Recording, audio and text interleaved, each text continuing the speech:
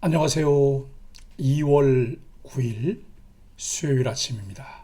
말씀과 함께 새롭게 여는 소망의 아침을 시작하겠습니다.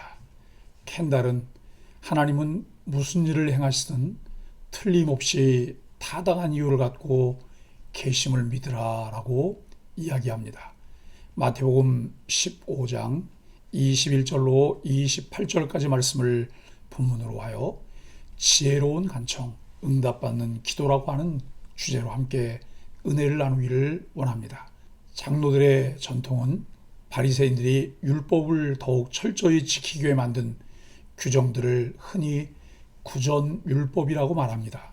바리새인들은 하나님을 사랑하는 마음으로 성문율법과 더불어 구전율법도 철저히 지켜야 한다고 가르쳤습니다.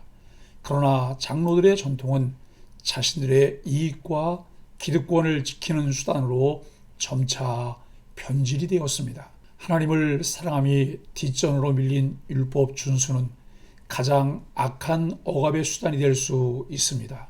예수님이 두로와 시돈 지방에 들어가시니 가나안 여인이 귀신 들린 딸을 고쳐달라고 외칩니다. 예수님이 자녀의 떡을 개에게는 주지 않는다 하시자 여인은 개도 주인의 상에서 떨어지는 부스러기를 먹는다고 대답합니다. 예수님이 이 여인의 믿음이 크다 하시고 소원대로 되리라 하시니 딸이 나았습니다. 마태는 예수님과 가나안 여인의 대화를 통해 하나님 나라에 대한 새로운 시각을 보여줍니다. 첫 출애굽 때도 이스라엘 백성뿐만 아니라 다른 민족들이 함께 노예 생활에서 벗어났던 것 같이 예수님을 통한 새 출애굽에도 이방인이 함께합니다. 가나안 여인의 주장처럼 같은 하나님 아래에 있는 이방인에게도 은혜로 주어지는 2차 자격이 있습니다.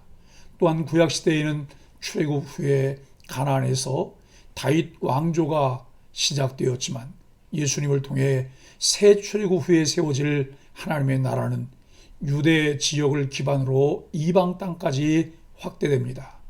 마태복음은 처음부터 하나님 나라가 이방인에게도 그리고 유대 밖으로도 확장될 것을 암시했습니다. 예수님의 족보에 등장하는 이방 여인들, 유대인의 왕을 찾아온 동방 박사들, 백부장을 거쳐 본문의 가나안 여인을 기점으로 점점 분명하게 드러납니다. 바로 이어지는 치유 기사와 4,000명을 먹이시는 사건은 은혜로 주어진 부스러기를 상징하는 것으로 메시아이신 예수님의 사역이 이방인들에게까지 확장되고 있음을 보여주고 있습니다.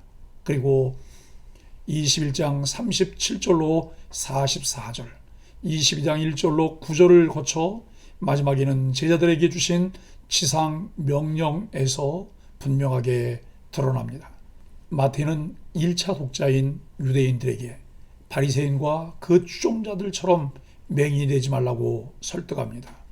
유대인이라도 회개하지 않으면 하나님 나라에 참여할 수 없고 이방인이라도 하나님의 말씀을 깨닫고 믿고 간구하면 은혜로 주어진 나라에 참여할 수 있습니다. 또한 바리새인같이 형식과 전통에 집착하지 않으려면 우리의 전통이 인정되지 않는 이방 땅에서 이방인과 부딪혀 보아야 합니다. 이방 땅에서 그들과 대면하면서 계속 붙잡아야 할 본질이 무엇이고 버려도 될 형식과 아집이 무엇인지를 발견할 수 있습니다. 교회 밖 세상을 바라보고 그 세상으로 뛰어들어 내가 구원받은 하나님의 백성이라는 것을 증명해 보여야 합니다. 21절로 24절은 간청하는 가나안 여인을 말씀합니다. 긍휼이 많으신 예수님은 모든 사람의 필요에 응답하십니다.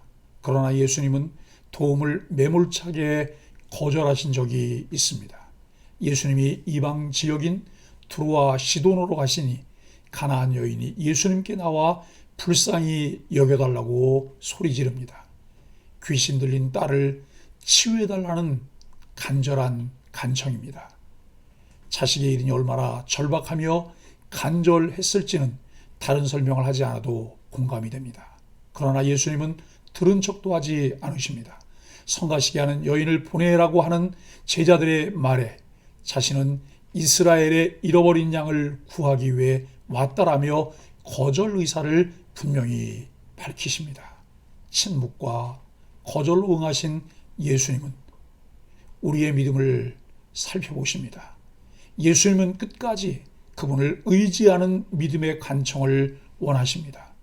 예수님은 간청하는 가나안 여인에게 어떻게 반응하셨나요? 나를 거절하시는 듯한 주님의 침묵에도 믿음으로 끝까지 매달린 경험이 있나요? 25절로 28절은 응답받는 가나안 여인을 말씀합니다. 거절과 상처에도 기대를 놓지 않은 것은 믿음이 있기 때문입니다. 예수님이 거절을 표하심에도 여인은 떠나지 않고 끈질기게 요청합니다. 이 여인은 이보다 더 절박한 것이 없기 때문에 이 문제를 해결하기 위해서는 무엇이든지 다 할 수 있었습니다. 예수님의 응답은 자녀의 떡을 개에게 주지 않는다는 매우 수치스럽고 모욕적인 말을 듣습니다.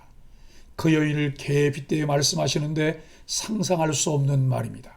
자존심이 상할 수 있는 말임에도 그러나 여인은 예수님이 무엇을 말씀하시는지를 알아듣고 자신은 이스라엘이 아닌 이방인이라는 것을 인정하고 개도 주인의 상에서 떨어진 부스러기를 먹습니다라고 대답합니다.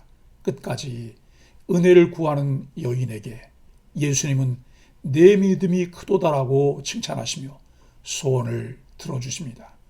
예수님이 여인의 소원을 이루신 것은 끈질김 때문만이 아니었습니다. 예수님이 여인의 소원을 이루신 것은 끈질긴 것 때문만이 아니었습니다. 예수님이 이 땅에 오신 목적이 유대인만이 아니라 이방인도 구원하시기 위해서 오셨기 때문입니다. 가나안 여인의 절박함으로 자신의 필요를 구하면서 이 은혜가 단지 한정된 특정인들에게만 있는 것이 아니라 이방인인 자신에게도 있다는 것을 알았기에 믿음으로 간청을 하였습니다. 여인이 예수님께 끝까지 매달린 이유가 무엇인가요? 예수님이 구원자이심을 알기에 포기하지 않고 간구할 일은 무엇인가요? 가나안 여인은 남아서 떨어지는 작은 부스러기 은혜라도 임하기를 기다리며 끝까지 예수님에게서 눈을 떼지 않았습니다. 그 간절함, 절박한 심정이 있어야 은혜 속에 살 수 있습니다. 나 같은 죄인 살리신 주님의 놀라운 은혜를 입은 자들이 절박함으로 구하고 찾고 문을 두드리는 심정으로 매일 소망의 아침 묵상을 하면 값진 보화를 발견합니다. 여인의 믿음에 크게 감동하신 예수님은 따뜻한 음성으로 여자여라고 부르시며 하나님의 자녀로 받아주십니다. 끈질긴 믿음으로 예수님을 감동시킨 여인은 결국 간절한 소원에 응답받았습니다. 겸손하게 끝까지 응답해 주실 것을 신뢰하는 것, 이것이 믿음입니다. 이 작은 것이 예수님 눈에는 가장 큰 것임을 알고 우리도 겸손히 예수님을 믿고 신뢰하기를 바랍니다. 사랑하는 소망의 가족 여러분, 미국 대통령이었던 지미 카터는 자신이 간암에 걸렸고 암세포가 뇌에까지 전이되었다는 진단을 받았습니다. 그는 간암 수술을 받으러 가기 전 기자들에게 내 미래는 내가 예배하는 하나님 손안에 있습니다. 내 마음이 평안하며 어떤 일에도 준비되어 있습니다. 나는 진심으로 영원한 모험을 기다리고 있습니다라고 말했습니다. 카터는 늘 소중하게 생각하며 해왔던 대로 수술 후에도 자신이 맡은 주일학교 학생들에게 매주 성경을 가르치는 것을 계속하였습니다.